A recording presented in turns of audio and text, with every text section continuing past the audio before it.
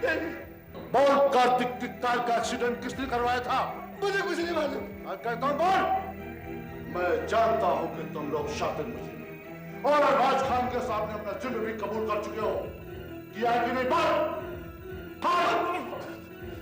पर सर जी वो बयान झूठा है जी, झूठा।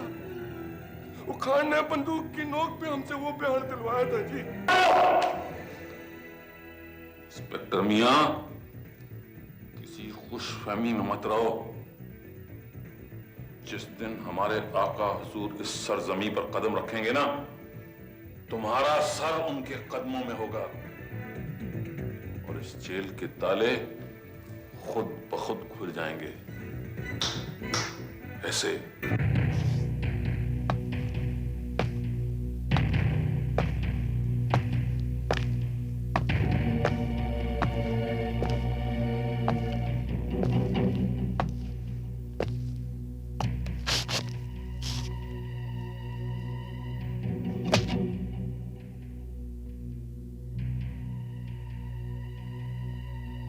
East zone.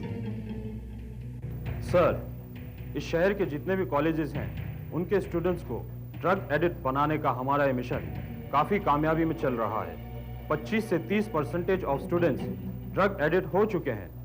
इसके अलावा हमारे एजेंट दूसरे शहर के कॉलेज स्टूडेंट्स और रईस घरों के बेशुमार लोगों को इस आदत का गुलाम बना चुके हैं। लिहाजा हमारा ये बिजनेस का ग्राफ काफ़ी प्लस में चल रहा है। West zone. जितनी भी ओरिजिनल विस्की और ब्रांडी शहर में अवेलेबल है, उसमें 70% हमारी फैक्ट्री का डुप्लीकेट माल उसी ब्रांड के लेवल से बाजार में खूब बिक रहा है। South zone.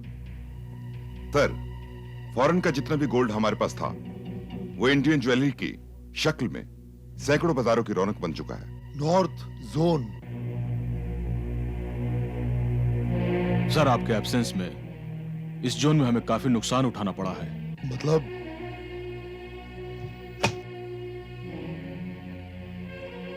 जहां जहां गैर कानूनी कंस्ट्रक्शन चल रही है, वहां के कलेक्टर और एमएलए ने काम रुकवा दिया है। यहां तक कि जो बिल्डिंग्स बन चुकी थी, उन्हें भी उन लोगों ने गिरवा दिया है। जिन्होंने ये गुस्ताखी की, क्या तुमने उन्हें बताया नहीं कि जिसके गिरेबान में हाथ डालने की जुर्रत कर रहे हैं, उसे नागपाल कहते हैं। नागपाल, जो नाग पालता है और जिसके नाग फुंकारते नहीं, सिर्फ डसते हैं। सर, हमने उन लोगों को हर तरीके से समझाने, डराने और धमकाने की बहुत कोशिश की, लेकिन उनकी जिद है कि नागपाल के नाग उन्हें डसें। ठीक है, तुम सब लोग जा सकते हो। सेंटर अब सब संभाल लेगा।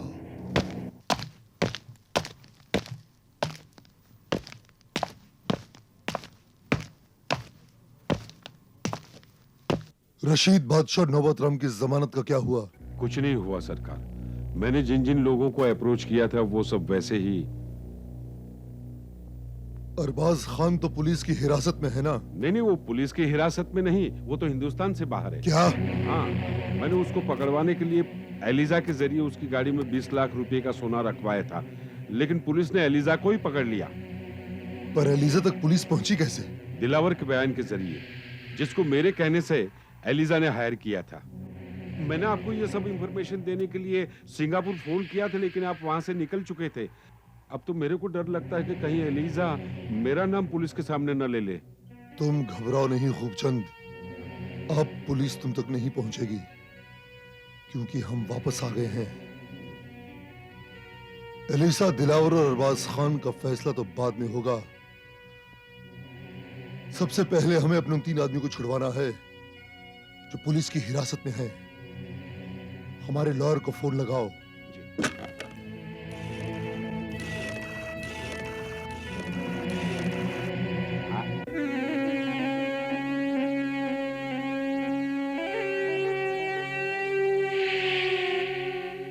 नागपाल, नागपाल बोल रहा हूं।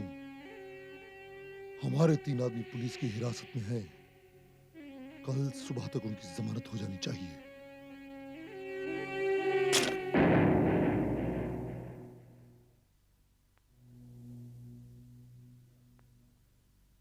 जी जी हाँ जी सर, राइट सर।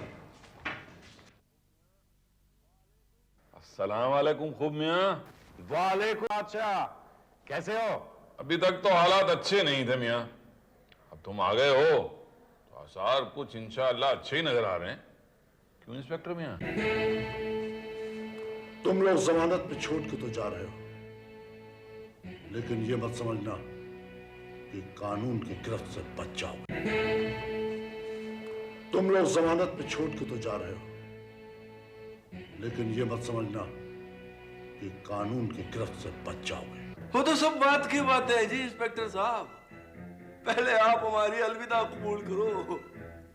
हो सकता है ये हमारी आखिरी मुलाकात हो शायद। तुमने ठीक कहा शायद, लेकिन मुझे यकीन है कि हमारी मुलाकात दोबारा जरूर होगी इसी लक़ब में। मैं हूंगा, तुम होगे, और ये मेरा डंडा। अरे इंस्पेक्टर साहब, इनके बाल सफेद जरूर हो गए हैं, लेकिन बचपना अभी तक नहीं गया है। सांप से जबान लाना था, शर्म नहीं आती? आपके बच्चे हैं, माफ कर दीजिए ना इन्हें। बच्चे? इंस्पेक्टर साहब, अगर आप इजाजत दे तो हम इन्हें ले जाएं? ठीक है, ले जाइए। जाए, चलो यार चलो।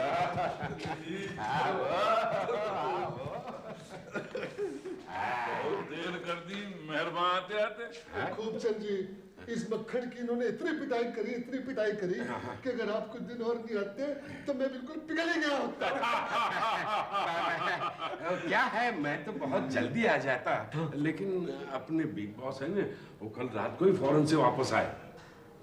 हुजूर आ गए? आ गए, आते ही मुझे ऑर्डर दिया कि पंछियों को पिंजरे से छुड़ा लाओ। वो आपका इंतजार कर रहे हैं, चलिए।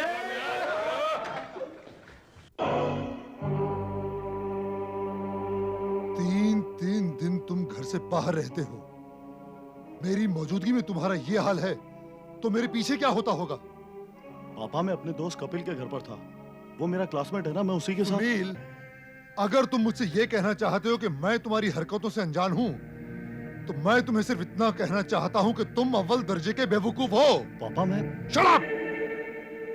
और तुम्हारी काबिलियत का तो ये आलम है कि तुम कॉलेज में एक छोटा सा इलेक्शन तक नहीं जीत सके। इलेक्शन तो मैं जीत गया होता पापा, अगर उस दीक्षा ने मुझे डिच ना किया होता। दीक्षा? ये दीक्षा कौन है? आका हुजूर, ये उसी अरबाज खान की मुंह बोली बेटी है जिसने हमें बर्बाद किया है, और जनाब अब तो वो कार्तिक मियां के घर की बहू बन चुकी है। कार्तिक? अजी, ये वही कार्तिक है जी जिसकी हमारी परसों पुरानी रंजिश है। उसे तो हमने कार एक्सीडेंट में मरवा देना चाहा था, मगर उसके समधी ने पुलिस से हमारी इतनी पिटाई करवाई कि सारी हड्डियां टूटी पड़ी है। मक्खन, रोते नहीं, सर जी को आंसू पसंद नहीं है। पोंछ डाल।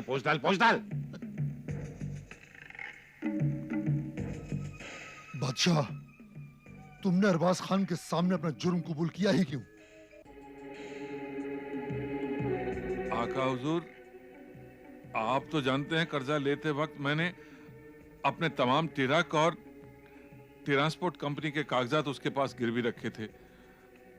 उसने मुझे धमकी दी जनाब कि अगर मैंने उसे सच नहीं बताया तो वो कोर्ट से कुर्की का ऑर्डर ले आएगा। और सर जी, उसने धोखे से हमारा बयान मशीन में बंद करवा के हमें थाने में बंद करवा दिया, और बादशाह ट्रांसपोर्ट कंपनी का बेड़ा ही गर्क करवा दिया। सर जी, बात की है जनाब उसने कि बादशाह, एक तुम्हारी ऐसी ट्रांसपोर्ट थी जिसके जरिए हमारा 2 नंबर का माल पूरे हिंदुस्तान का, अरबाज खान ने वो बंद करवा के सिर्फ तुमसे ही नहीं, सीधे नागपाल से जंग का ऐलान किया है, और नागपाल जंग हारेगा नहीं। अरे कार्तिक का क्या करेंगे? उसका भी इंतजाम करना ही पड़ेगा। जानते हैं हमने आज आपको घर पर क्यों बुलाया है? एक बहुत बड़ी खुशखबरी देने के लिए। मैं कुछ समझा नहीं बाबूजी। क्या बात है सर?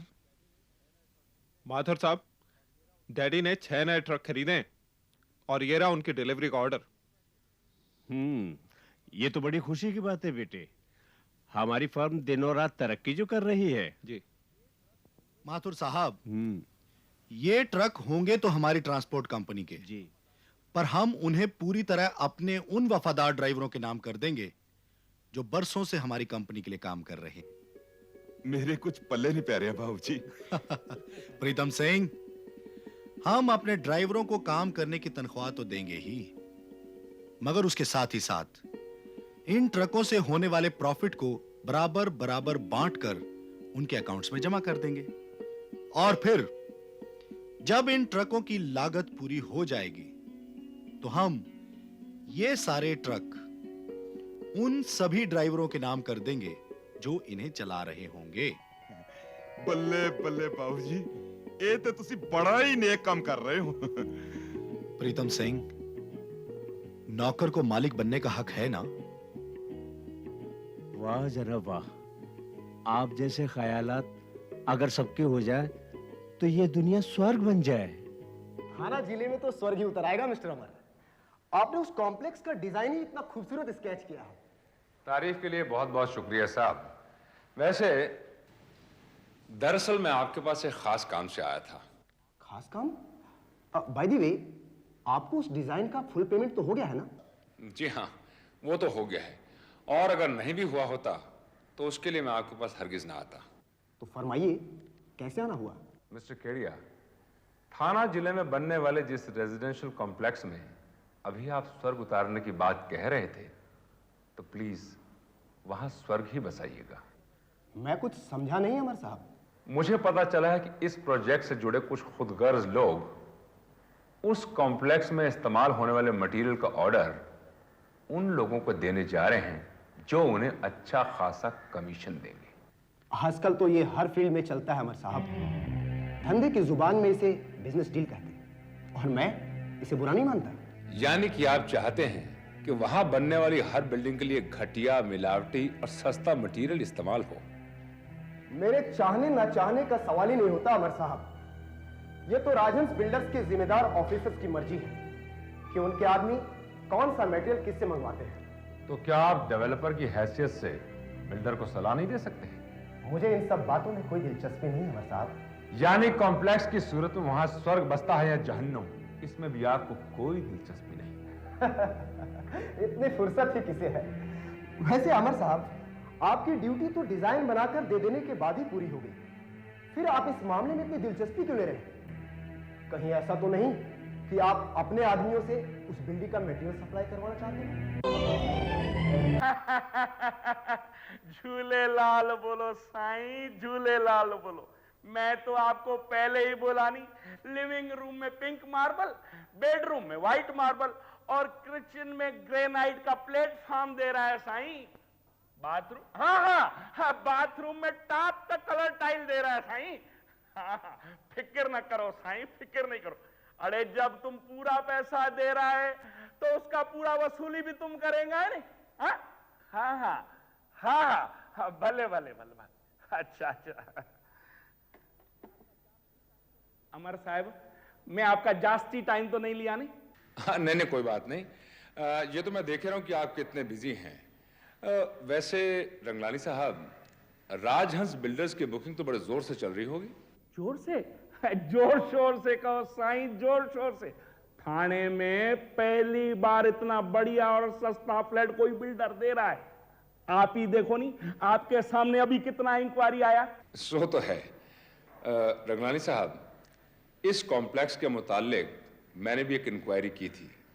चाहता था कि बिल्डर्स को इसकी खबर दे दूं, बट अनफॉर्चुनेटली वो यहाँ है नहीं। बाबा, वो बड़े आदमी है नहीं, कभी हांगकांग तो कभी सिंगापुर तो कभी दुबई तो कभी कनाडा। खैर, खबर यह है मिस्टर रंगलानी कि कुछ लोग अपने थोड़े से फायदे के लिए जनता के साथ बहुत बड़ा धोखा करने जा रहे हैं। बिल्डिंग्स की कंस्ट्रक्शन में घटिया मटेरियल इस्तेमाल करवा के। आप मेरे को बोलो नहीं, आप मेरे से क्या चाहते हैं? देखिए मिस्टर रंगलानी, आप राजहंस बिल्डर्स के ऑथराइज्ड एजेंट हैं और मैं चाहता हूं कि जब तक मैं बिल्डर से मिलकर तमाम बातें ना बता दूं, आप वहां की कोई बुकिंग ना लें। वाह अमर साहब वाह, खूब बात कही आपने। अरे मैं बच्चों को यतीम खाने भेज दूं और खुद को फांसी लगा दूं? अमर साहब, सेठ लोग जब तक बाहर से वापस आ जाएं, मेरे को इस कॉम्प्लेक्स की बुकिंग खत्म करनी है। अमर साहब, मेरे को इस बुकिंग में कमीशन भी तो अच्छा मिलता है नहीं? ये सब तो ठीक है रंगलानी साहब, लेकिन आप जरा सोचिए कि इससे फ्लैट्स बुक करने वालों की जान माल को कितना खतरा हो सकता है। बारिश के 2-4 मौसमों के बाद हर बिल्डिंग गिर सकती है। पर अमर साहब, इसकी जवाबदारी तो बिल्डर और आर्किटेक्ट की है, मेरी नहीं। मैं यहां धंधा करने के लिए बैठा हूं, लोक सेवा के लिए नहीं। ठीक है साहब, मैं चलता हूं।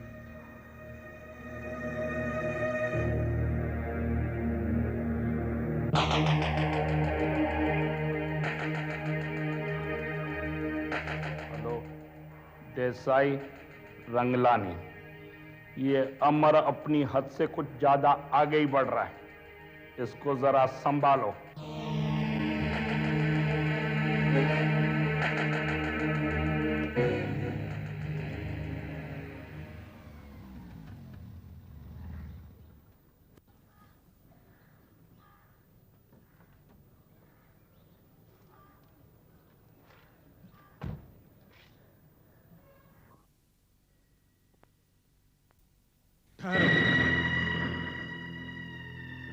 ये क्या बदतमीजी है? कौन हो तुम लोग? हम लोग कौन है ये तो बाद में पता चलेगा, लेकिन अमर साहब एक बात ध्यान रखना, आप जो है वहीं बने रहें, वरना आपकी सेहत के लिए बेहतर नहीं होगा। आपको लोगों का हमदर्द बनने की कोई जरूरत नहीं। और उस कॉम्प्लेक्स में कैसा मटेरियल इस्तेमाल हो रहा है, अगर ये सरदर्द भी आप मोल ना लें तो अच्छा होगा। मेरे लिए क्या अच्छा और क्या बुरा है ये मैं अच्छी तरह से जानता हूं। तुम लोग मेरे रास्ते से हट जाओ। चलो, हम लोग तो आपके रास्ते से हट ही जाते हैं, लेकिन आप भी अगर हमारे रास्ते से हट जाएं तो अच्छा होगा। हमारा मतलब है कि आप एक इज्जतदार और परिवार वाले आदमी हैं। कहीं ऐसा ना हो कि तो इसका मतलब है तुम लोग चाकू की नोक पे मुझे धमकी देने आए हो? धमकी नहीं, मशवरा। आगे आपकी मर्जी। चल बे।